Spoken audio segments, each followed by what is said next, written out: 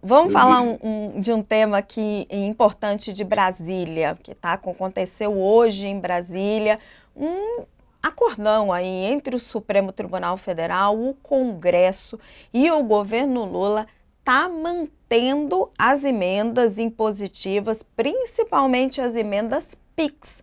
É bom atentar para isso, que é aquelas emendas que ganharam esse apelido, porque a gente sabe, o dinheiro sai, mas não sabe onde que a prefeitura vai gastar esse dinheiro, e está estabelecendo um prazo para regulamentar essas emendas. Vamos tentar entender um pouquinho melhor o que aconteceu ali. Olha, foram 4 horas de reunião, estavam os ministros do Supremo Tribunal Federal, Rodrigo Pacheco, presidente do Senado, Arthur Lira, presidente da Câmara, o Jorge Messias, advogado-geral da União, Rui Costa, ministro-chefe da Casa Civil, muita gente ali reunida. E o que eles decidiram? Quem vai contar para nós é a autora dessa matéria, está chegando aqui no All News, Carolina Brígido. Oi, Carol, tudo bem? Carol, a primeira vista, eu tinha ficado com a impressão que eles não tinham decidido nada, tinham jogado para frente para decidir tudo daqui a 10 dias. Mas aí uma fonte me disse assim, não. Teve algumas decisões importantes, sim. Mantiveram as emendas PIX, isso não vai deixar de existir. Explica um pouquinho para nós, o que se decidiu hoje aí em Brasília e o que ficou para depois?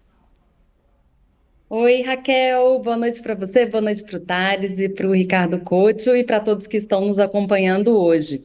Bom, eles mantiveram sim a emenda PIX, mas talvez ela vá precisar mudar de nome agora, porque é o seguinte, eles falaram, tá bom, vocês podem pagar a emenda PIX desde que, abre aspas, observada a necessidade de identificação antecipada do objeto, a concessão de prioridade para obras inacabadas e a prestação de contas perante o Tribunal de Contas da União. Ou seja, elas não ficam tão PIX assim, né, Raquel? Agora precisa dar uma detalhada, precisa ter uma transparência. Então, o que ficou decidido, na verdade, é que as emendas elas podem ser pagas, desde que obedeçam aos critérios de transparência. E logo depois da reunião, quando o ministro Flávio Dino saiu, ele explicou para a imprensa que a decisão dele de impedir o pagamento de emenda impositiva fica valendo até que fique regulamentado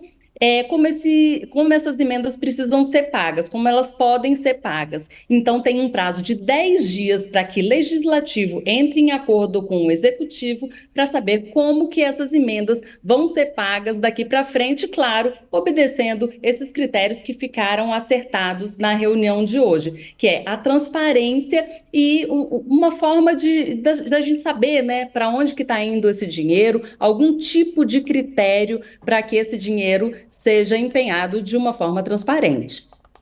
Carolina, isso não lembra um pouco o que aconteceu quando a Rosa Weber também proibiu o orçamento secreto, né?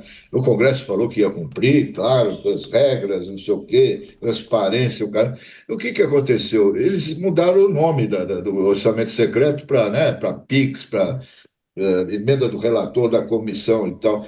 Eu só queria saber, isso aí pode ter a maior boa vontade, mas eles não vão cumprir nada e depois essa história vai. Eu estava conversando com o Thales antes de começar o programa, né?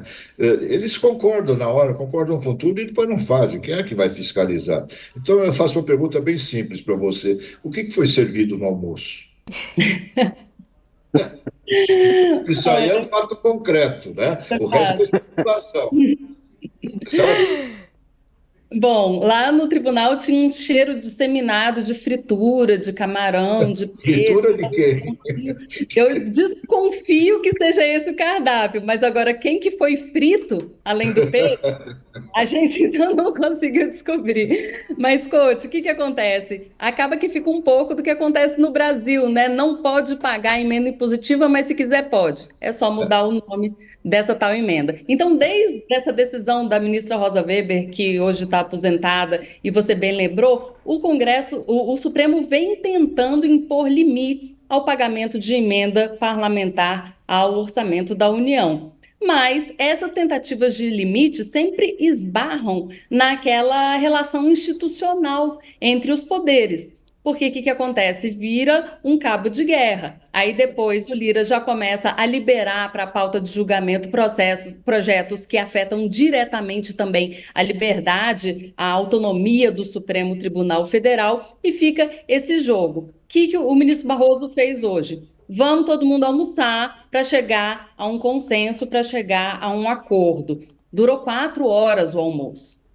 Então, assim, ou a sobremesa estava muito gostosa, ou realmente a condição para as negociações não estavam tão propícias, né, nesse dia. Carol, Legal. eu tô tão cética quanto o Coach, assim, eu tô com a sensação de que a montanha pariu um rato, porque vamos aguardar as regras, né? A gente sempre tem que aguardar, mas assim, da decisão da Rosa Weber do orçamento secreto, é sempre a mesma coisa, assim, ninguém discorda de transparência, fiscalização, rastreabilidade, mas na hora do vamos ver, na prática, não acontece. Então eles acordam sobre isso, chegam à conclusão de que precisa ser feito e não fazem na prática. Na prática não vinga. Aí fiquei com uma dúvida. O Congresso se comprometeu a não levar adiante aquelas propostas de emenda à Constituição para limitar os poderes do Supremo? Como é que ficou a contrapartida?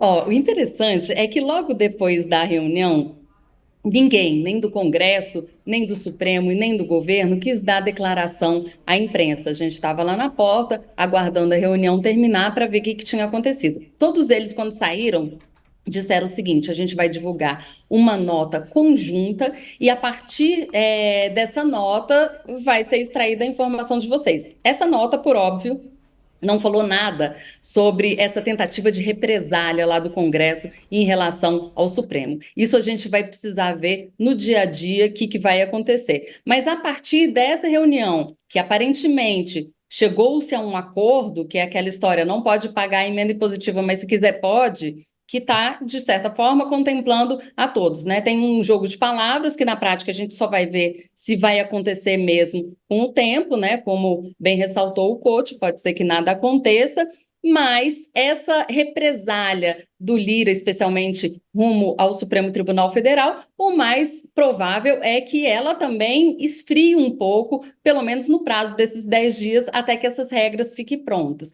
Então, claro que nesse momento de acerto, nesse momento de negociação entre os poderes, essas pautas que ameaçam a estabilidade do Supremo Tribunal Federal e também a autonomia do Judiciário, o mais provável é que elas fiquem adormecidas por um tempo até que essa negociação seja realmente finalizada.